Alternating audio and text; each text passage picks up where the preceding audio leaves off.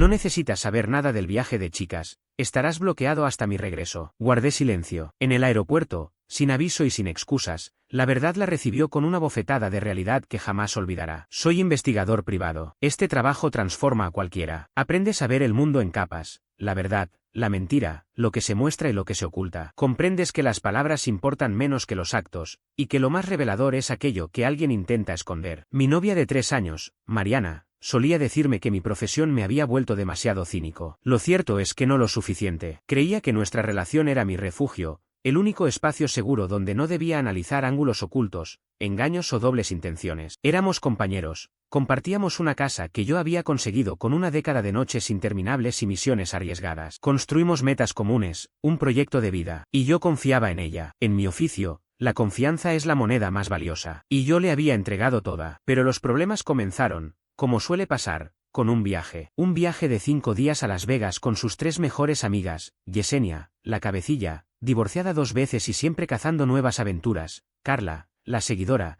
que imitaba cada gesto de Yesenia, y Viviana, la callada, que observaba y calculaba todo con un aire inquietante. Nunca me agradaron. Eran superficiales, ruidosas, y trataban a Mariana como un trofeo, recordándole una y otra vez lo alocada que había sido antes de conocer a un hombre estable como yo. Unos días antes de que se marcharan, la ayudaba a empacar. Le pedí los datos de su vuelo y el nombre del hotel, por si surgía alguna emergencia. Me miró con una frialdad que no le conocía y dijo: «No necesitas saber eso». Me sorprendió. Le expliqué que solo quería saber dónde estaría. Cruzó los brazos y, con un tono condescendiente, me respondió: «Es un viaje de chicas, Luis. El punto es escapar de todo, incluso de ti. No necesitas enterarte de lo que pase allá. Por eso te bloquearé hasta que vuelva». No era simplemente pedir privacidad, era declarar un apagón total. Estaba trazando una línea entre su vida y la nuestra. Pero no reaccioné. En mi profesión, cuando alguien levanta un muro, no lo rompes, buscas la manera de rodearlo. En ese instante, el novio desapareció. El investigador entró en escena. «Está bien», contesté con calma. «Que lo disfrutes». Vi un destello de confusión en sus ojos. Ella esperaba una pelea, la necesitaba para sentirse justificada. Mi serenidad la dejó sin armas. A la mañana siguiente la llevé al aeropuerto. Iba radiante, entusiasmada, ya con la mente en modo vacaciones. Antes de entrar, me besó y dijo: «No me extrañes demasiado, te llamaré cuando aterrice para desbloquearte». Yo respondí: «No lo haré». Se rió, creyendo que era una broma, y caminó hacia la terminal arrastrando su maleta. Yo no regresé a casa. Me dirigí directamente a mi oficina. La investigación ya había comenzado. Ella creía entrar en un apagón de 5 días, pero no sospechaba que estaba a punto de quedar expuesta bajo un reflector. Esperaba verme en el aeropuerto a su regreso, y en cierto sentido, tendría razón, no sería yo, pero sí descubriría quién la esperaba realmente. Una semana después, mientras ella vivía fiestas, fotos y secretos, yo llevaba 7 días de trabajo meticuloso, del tipo en el que soy experto. Lo primero que hice al llegar a la oficina fue rastrear la matrícula del auto que recogió a sus amigas esa mañana. Yesenia había publicado una foto de las 4 frente a su casa, listas para partir. En el fondo se veía un SUV de lujo. La placa estaba registrada a nombre de Andrés Morales, socio principal en una importante firma de inversiones de la ciudad. Casado, con 2 hijos pequeños. Interesante. Mariana me había dicho que volaban en una aerolínea económica. Revisé los registros de vuelos a Las Vegas ese día. Ningún boleto a nombre de ellas en vuelos comerciales. Pero si aparecía un jet privado de la firma de Andrés Morales, con plan de vuelo hacia Las Vegas esa misma mañana. La lista de pasajeros no era pública, pero no me hacía falta. La imagen estaba cada vez más clara. Ese supuesto bloqueo fue un regalo, no un obstáculo. Ella creyó que me mantenía en la oscuridad,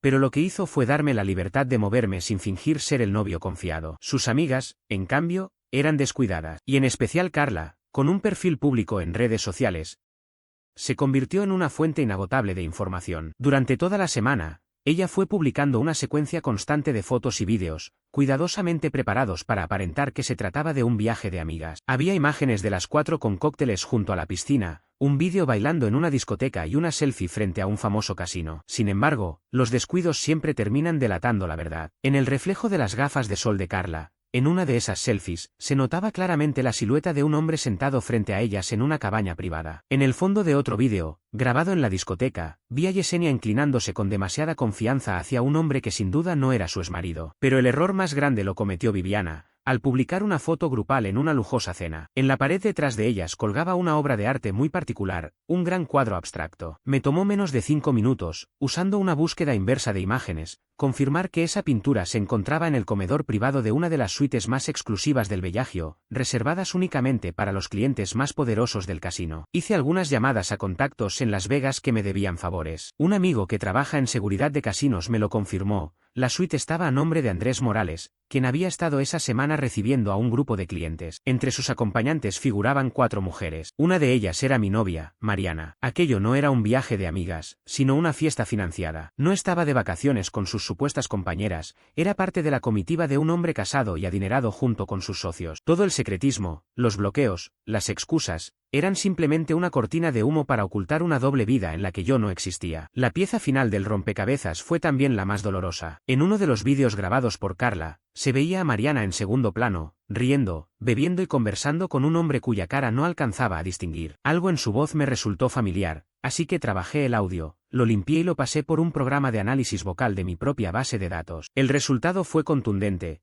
Correspondía a Raúl, su exprometido, el mismo hombre que, según ella, la había engañado y destruido sentimentalmente, un hombre al que afirmaba detestar. Y allí estaba, como cliente de Andrés Morales. Todo había sido una mentira elaborada, cruel y humillante. No solo viajó sin mí, lo hizo para reencontrarse con otro hombre, financiado por alguien más, mientras fingía compartir tiempo con amigas. Mi camino a seguir estaba claro. Ya no se trataba de tener una conversación, sino de generar una consecuencia real, pública y definitiva. Empecé por la esposa de Andrés Morales, Verónica. Investigando, confirmé que era pediatra reconocida, madre, y por lo que parecía, ajena a lo que hacía su marido en esos supuestos viajes de negocios. No me dirigí a ella directamente, no era mi papel. Lo que hice fue armar un dossier digital, incluí el plan de vuelo del jet privado, la reserva de la suite y las fotos extraídas de las redes sociales, donde incluso aparecía su esposo con Yesenia. El archivo lo envié a un prestigioso abogado de divorcios de su ciudad, acompañado de una nota anónima. Puede que a su clienta, Verónica Morales, le interese conocer qué tan entretenidos son los viajes de trabajo de su esposo. Después me ocupé de Raúl, el ex. Se dedicaba al desarrollo inmobiliario. Según los registros públicos, atravesaba un conflicto legal con sus antiguos socios. Le pasé a un amigo periodista de investigación un aviso anónimo, un promotor que financiaba su vida de lujos y viajes a Las Vegas con dinero ajeno. Añadí su nombre y algunos detalles de sus negocios turbios, fáciles de encontrar si se sabía dónde mirar. Finalmente, me preparé para el regreso de Mariana. Su vuelo llegaba el domingo por la tarde. Días antes, me había escrito desde el teléfono de una amiga,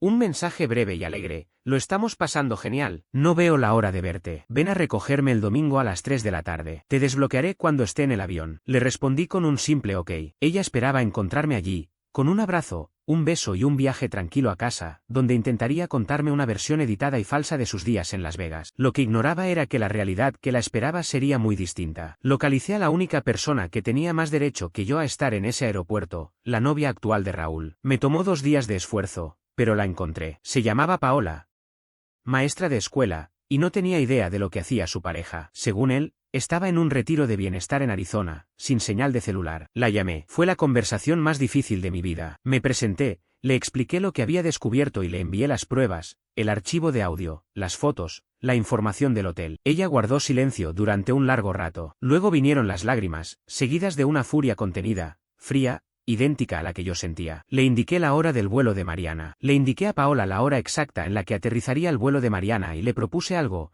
Ella espera que sea yo quien la reciba, pero pienso que eres tú a quien debería ver primero. Paola aceptó sin dudar. La escena estaba lista, los protagonistas en su sitio. El avión de Mariana tenía programada su llegada en 24 horas. Ella estaba convencida de que la esperaba una cálida bienvenida, sin sospechar que en realidad se preparaba para enfrentarse al entierro simbólico de su propia vida. Actualización. Los últimos días fueron mucho más intensos y gratificantes de lo que jamás habría imaginado. Lo ocurrido en el aeropuerto no fue una simple confrontación, fue una auténtica explosión, y yo era quien sostenía el detonador, aunque a kilómetros de distancia. No me presenté en persona el domingo, me quedé en casa siguiendo todo a través de la transmisión en vivo de un contratista de seguridad que contraté. Se hizo pasar por chofer de limusina y sostenía un cartel con un nombre falso, mientras su teléfono transmitía directamente a mi computadora. El vuelo de Mariana llegó puntual. Observé cómo ella y sus 3 amigas salían de la puerta de desembarque rumbo a la zona de equipaje. Se veían bronceadas, riendo y cargadas de bolsas de compras. Mariana sonreía mientras tecleaba en su móvil,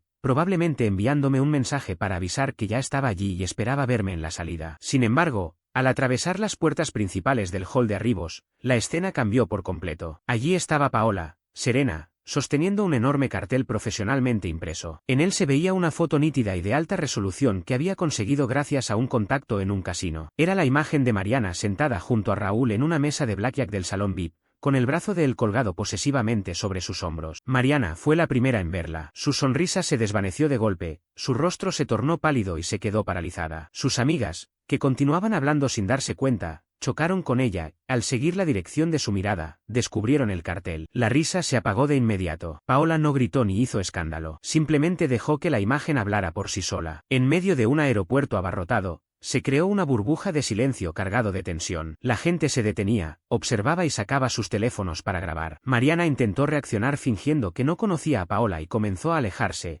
pero Paola dio un paso al frente. Su voz fue firme, clara y lo bastante alta para que todos escucharan. Raúl manda disculpas. No pudo venir a recibirte porque está algo ocupado explicándome esta foto. Las amigas de Mariana la miraban con una mezcla de sorpresa y horror. Ellas habían sido cómplices de la mentira y ahora estaban atrapadas en el mismo estallido público. Justo en ese momento, un hombre trajeado apareció en escena. Era el notificador legal que contraté. Se acercó directo a Mariana. ¿Mariana López? Preguntó con tono profesional y fuerte. Ella apenas pudo asentir, atónita. Ha sido notificada, dijo, entregándole un sobre grueso. Dentro había una orden formal de desalojo que le daba 30 días para retirar sus pertenencias de mi casa. También incluía una orden de alejamiento que le prohibía acercarse a menos de 150 metros de mi hogar o de mi lugar de trabajo. La combinación del escarnio público y los documentos legales fue devastadora. Mariana se desplomó, soltó sus bolsas, cubrió su rostro con las manos y rompió a llorar. Sus amigas no se acercaron a consolarla. Por el contrario, recogieron sus cosas y huyeron entre la multitud,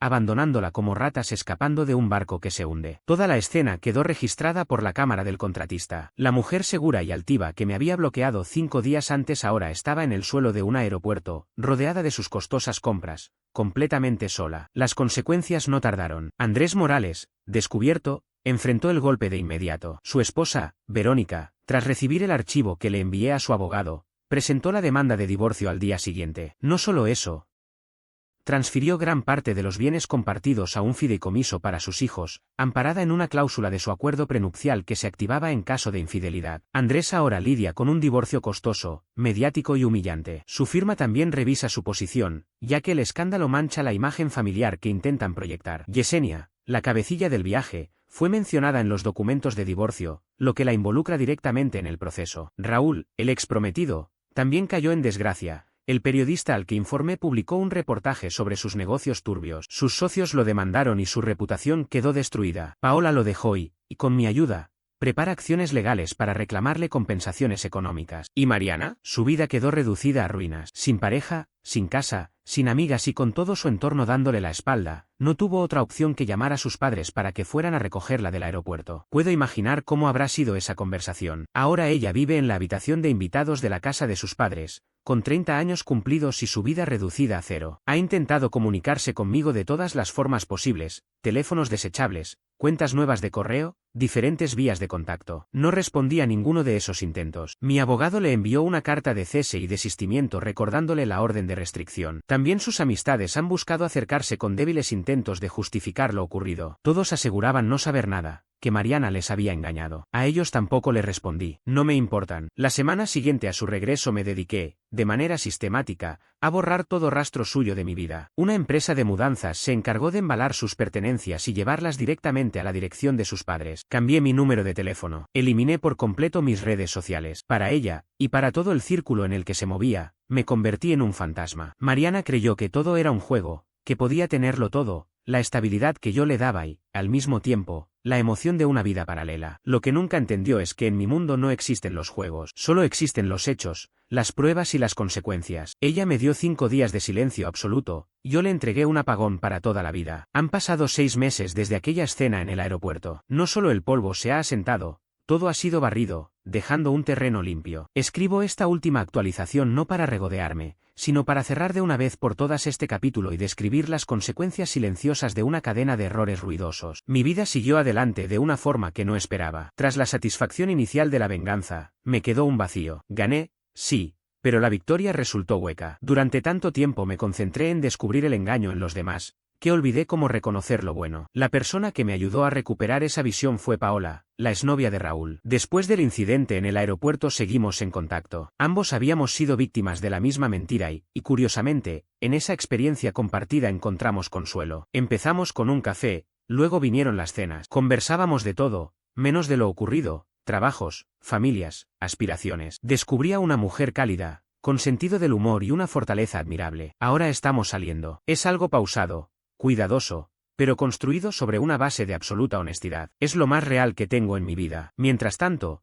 quienes habían causado tanto caos terminaron enfrentando sus propios desenlaces. El divorcio de Andrés Morales se concretó de manera despiadada. Verónica, armada con las pruebas que le proporcioné, obtuvo todo lo que legalmente le correspondía. Él perdió la casa, una gran parte de su fortuna y su puesto en la firma de inversiones. Su reputación quedó destrozada. Yesenia, involucrada en ese proceso, se convirtió en una paria social. Los hombres adinerados con los que solía relacionarse ahora la ven como un riesgo, alguien con quien es mejor no vincularse. Raúl, por su parte, cayó aún más hondo en sus problemas legales. La publicación sobre sus negocios atrajo la atención de las autoridades y lo que empezó como un escándalo se transformó en una investigación oficial. Hoy enfrenta múltiples demandas y hasta la posibilidad de cargos criminales. Lo perdió todo. Y Mariana, su desenlace fue distinto, más silencioso y, en cierto modo, más triste. Tras meses viviendo con sus padres, consiguió un empleo y se mudó a un pequeño apartamento. Está comenzando desde cero, pero sola. Sus amistades nunca volvieron. Su reputación jamás se recuperó. Hace un par de meses recibí su último intento de comunicación, una carta manuscrita enviada a través de mi abogado. Era una disculpa extensa. No puso excusas ni pidió una segunda oportunidad, simplemente asumió su responsabilidad. Confesó que la humillación pública en el aeropuerto había sido el peor día de su vida,